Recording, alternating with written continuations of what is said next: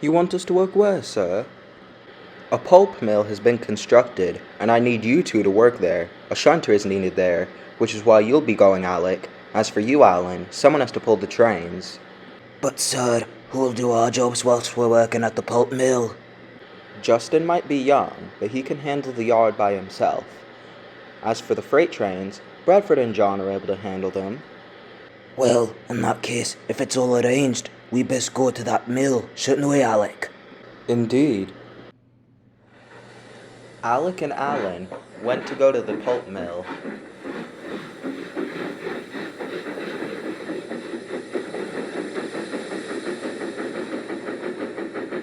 Now, there's just one more matter I need to sort out. A new engine, sir? Yes, indeed. I've been talking with your manager about getting a new engine for the coal mine.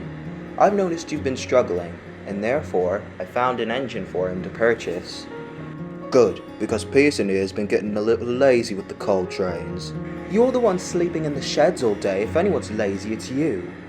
All right, you two, calm down. Now, as Mr. Lance said, he has found an engine for me to purchase. He should be arriving soon. Just then, a Somerset and Dorset Joint Railway 7F rolled into the coal mine.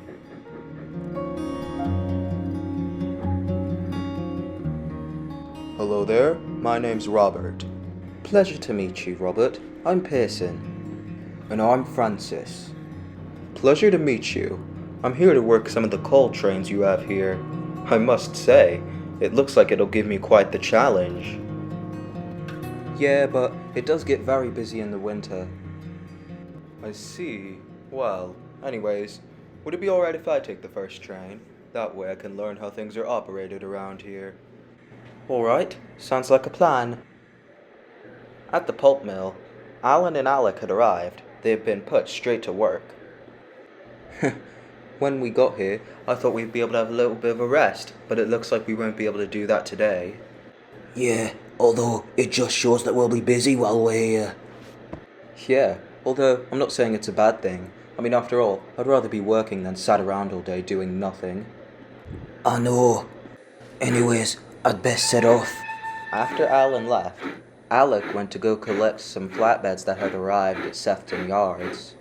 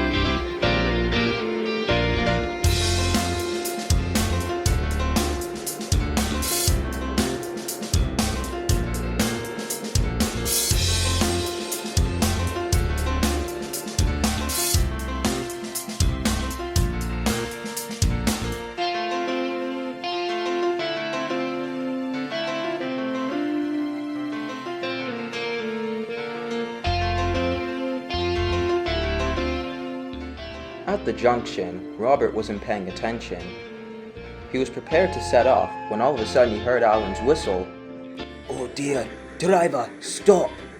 Alan's driver applied the brakes. Both engines braced themselves for a crash. However, Alan rolled past Robert.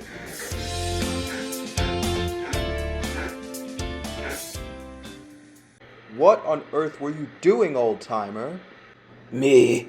I was told I was to have right of way, so don't try and turn this around on me. The one who had right of way was me, not you. What are you still doing in service anyway? Aren't you like 100 years old or something?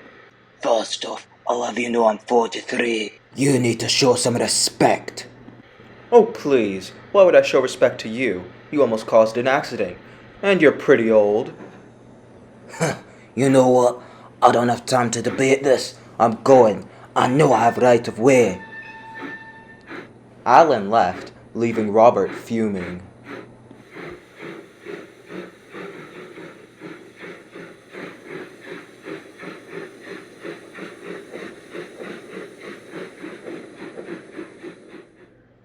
Later in the day, Alan had told Alec about his encounter with Robert. I just can't understand why he has to act like that and try and pin that incident on me. I know. I mean, you're usually a very careful engine. And also, the schedule was told to us. You did have right of way, not him. Exactly. I just don't understand why he'd act so rude. Me either, mate. Who knows, maybe it's just nerves. It is his first day here after all. At the coal mine, Robert was complaining to Pearson and Francis.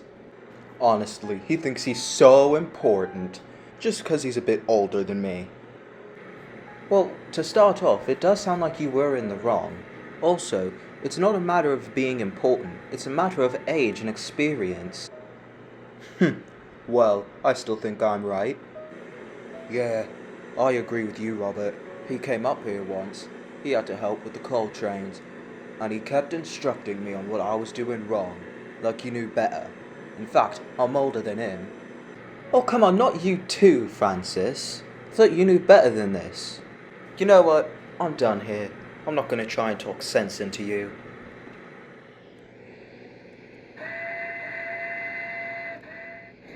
Pearson set off with the next coal train going to Rosworth and Sandsworth.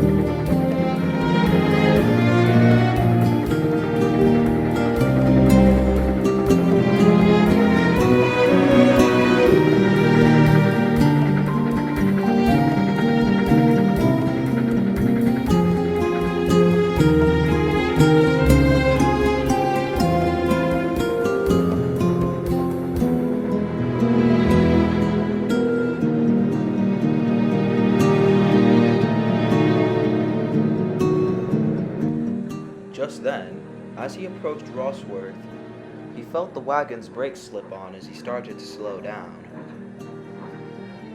Oh, this is the last thing we need. I agree.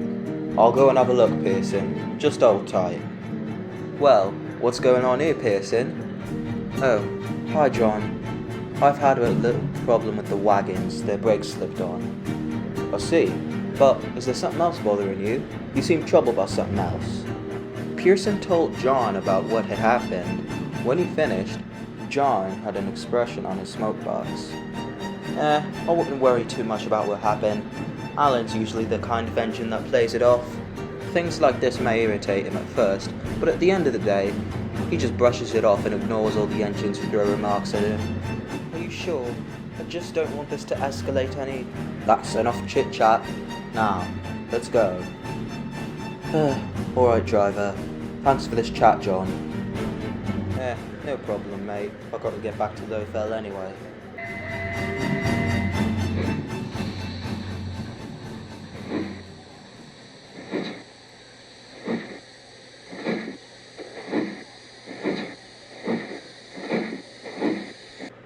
Later, John had told the engines about what happened. Well, I will say that Robert engine definitely sounds like he should show more respect towards Alan. Yeah, I mean, he works hard, and it's definitely not an engine who needs to deal with that sort of disrespect. Now, did you have that opinion before or after he had to rescue you when you broke down? Oh, be quiet, Pen. I do agree with Centenary. Robert shouldn't show that kind of disrespect towards Alan. Yeah, but I believe he'll just play it off, like John said to Pearson. Yeah, I suppose you're right. Anyways, I have to take the night train. Later. Centenary left to go take the night train. Meanwhile, the engines all fell asleep, hoping Alan would be able to tackle the situation.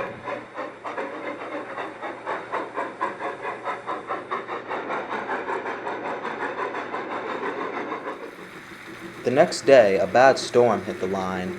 Visibility was poor, and the engines hated the rain.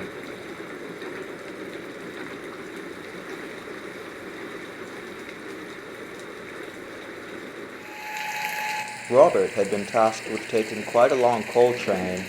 He didn't like the rain, but knew the job had to be completed.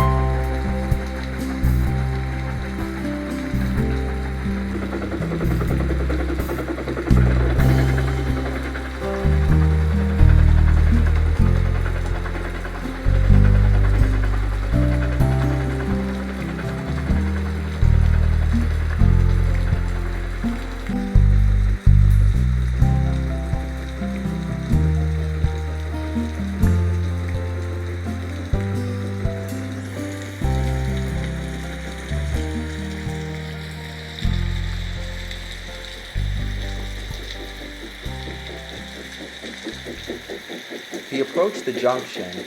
However, he was surprised when he wasn't stopping. Driver, we do need the brakes in case Alan shows up again. Robert, the brakes aren't working. I can't get you to stop. Robert fell silent. He realized that he was now a runaway.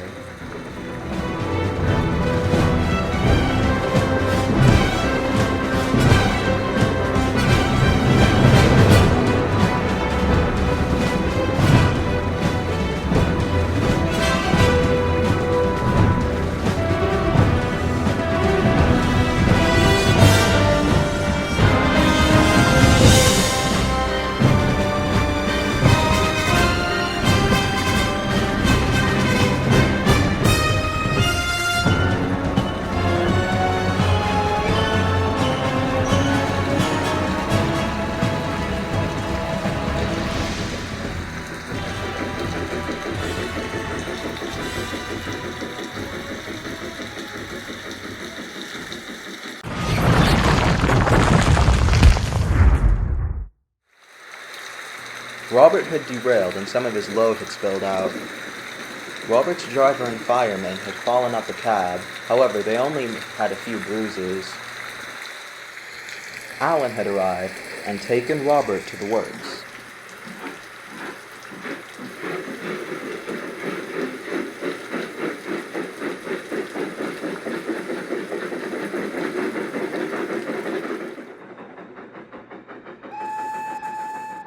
Robert returned later that day.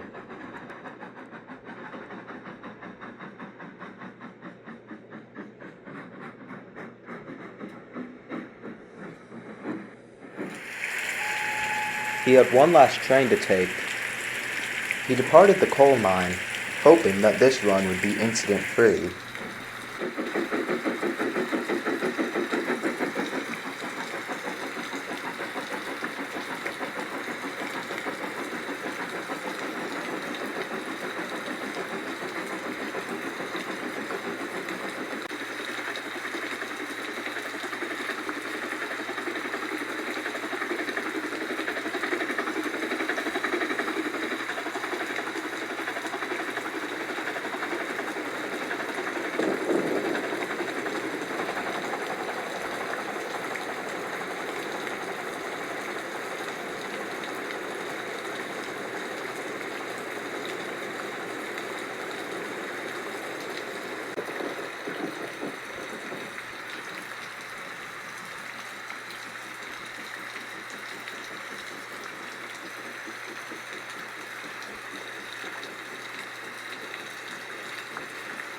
He approached the junction, however, he felt himself slow down.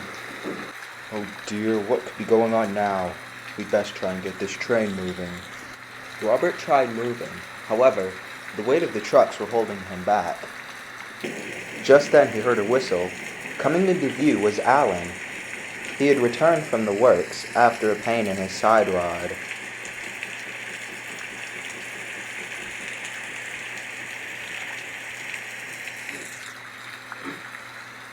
Now what on earth has happened here?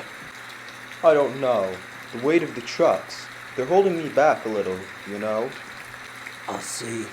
Well, it sounds like they're playing tricks on you, and they slipped their brakes on purpose. In which case... Alright, you lot, listen up. You all need to unlock your brakes right now. If you don't, trust me, I'll make sure you regret it. The trucks, who knew not to get on the bad side of Alan, released their brakes. Robert set off with his train. However, as he did, he muttered a quiet thank you towards Alan.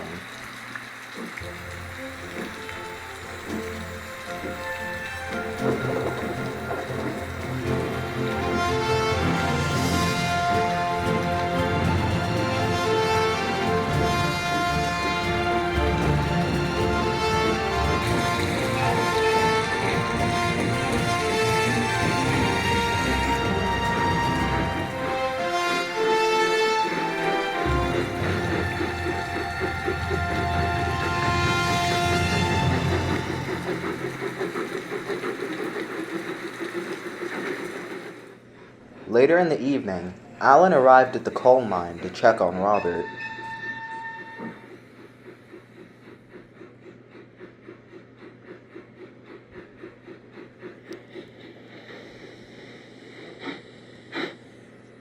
Hey there, guys. I just came to check on Robert. After all, it seems like he had a pretty eventful day. Yeah, I'm fine. However, I'm glad I'm still in one piece after today. Yeah, you did. Alan, I wanted to say I'm sorry. I shouldn't have acted the way I did towards you. You're definitely not useless. We all could use your experience. Good thing you finally saw sense, eh, Robert? Oh yeah, definitely. The engines all continued to talk into the night. Alan and Robert were finally glad to have gotten over their differences and become friends after all.